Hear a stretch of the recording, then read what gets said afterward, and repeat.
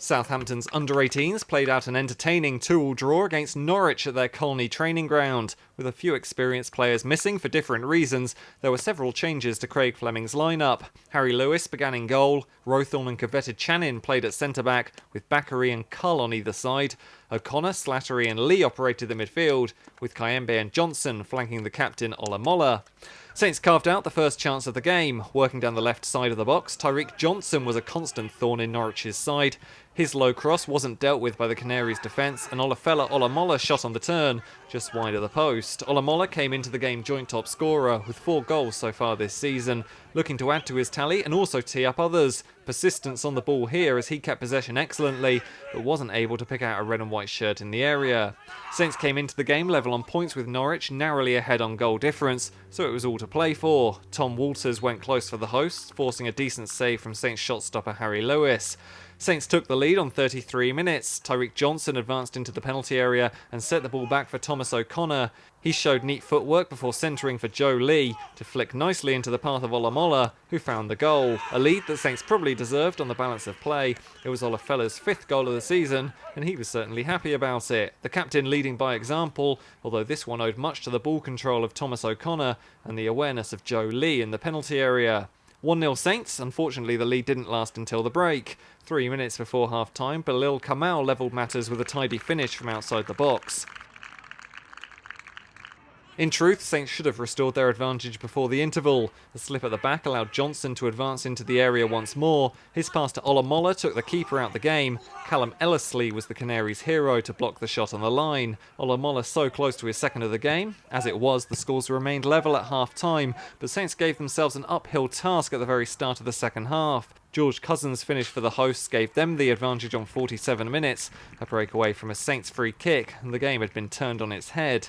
In fairness, Saints responded really well. Karel Kayembe's cross was only cleared as far as Callum Slattery, who blazed over. Slattery scored one of Saints' 4 goals in last week's demolition of Arsenal, not particularly close to finding his 2nd goal of the season here. But Saints kept the pressure on. How about this for a through ball from Thomas O'Connor? Inch perfect for the run of Olamola, who shot agonisingly wide of the post. Appeals for a penalty from all those in red and white as the defender lunged in. Nothing given by the referee, and the Saints skipper had to dust himself down and go again. Saints got their equaliser midway through the second half. Slattery's corner to the near post, and Oscar coveted Channin diverted it past the goalkeeper.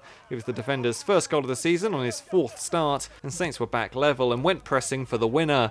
The 2 wingers combined next, Tyreek Johnson down the left working hard for the cross, which found the head of Karel Kayembe, but he could only head wide after doing so well to get in front of his man. Johnson was working tirelessly to provide the service, and Saints were looking the most likely team to find a winner.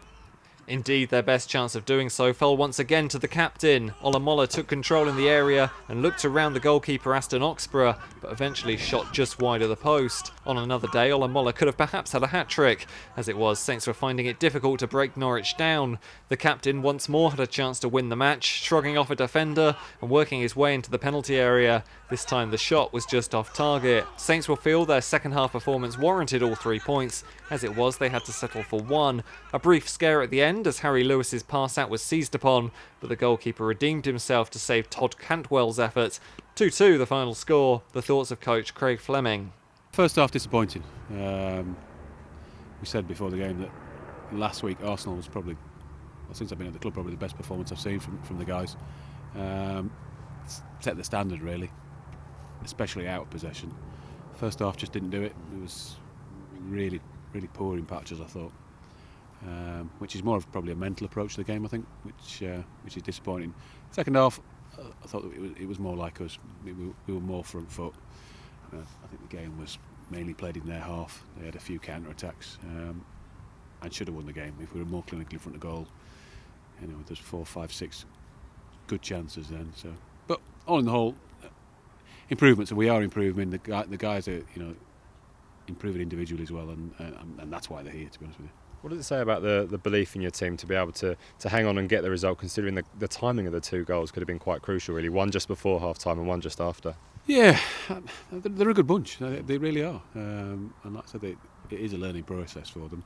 Desperate trying to get them consistent and try to understand actually what it takes to be a professional footballer, which is what they want to be. and it is hard. It's a lot of the boring things that people don't want to do, but that's what the good players do. They play at high level. Obviously, they're technically very good, but every week mentally they are really alert and ready for a game. There has been a massive. I've said after the game, there's been a huge improvement from the first week of training, to this point now. There's been massive improvement, which is really pleasing. Yeah, it must give you a lot of personal satisfaction, really, because it must have been quite frustrating during those first few weeks of the season, seeing the results not come. But now you do feel that hard work starting to get its reward. Yeah, I mean, I've said it even after last week when we won 5-1. Results. I mean, it's football, so everybody, and the club are very aware. Everybody's wary, wants results, but it's more about those guys learning and performances, and I think that is the main objective. Like, we all want to win, but Southampton want to win doing it the right way. And with that, for young players, they're playing in possession, a really open game. And I've said before, it will cost you, but they'll learn from it, and they'll make mistakes and they'll relearn, and that's what's happening. There's been a real gradual improvement throughout, and not so gradual recently, throughout the whole season. The start of the season, we're very wide open and playing and making mistakes and conceding lots of goals, which obviously is the reason why we didn't get the results. Now they're learning from it, and if they carry on improving, they'll be great by the end of the season.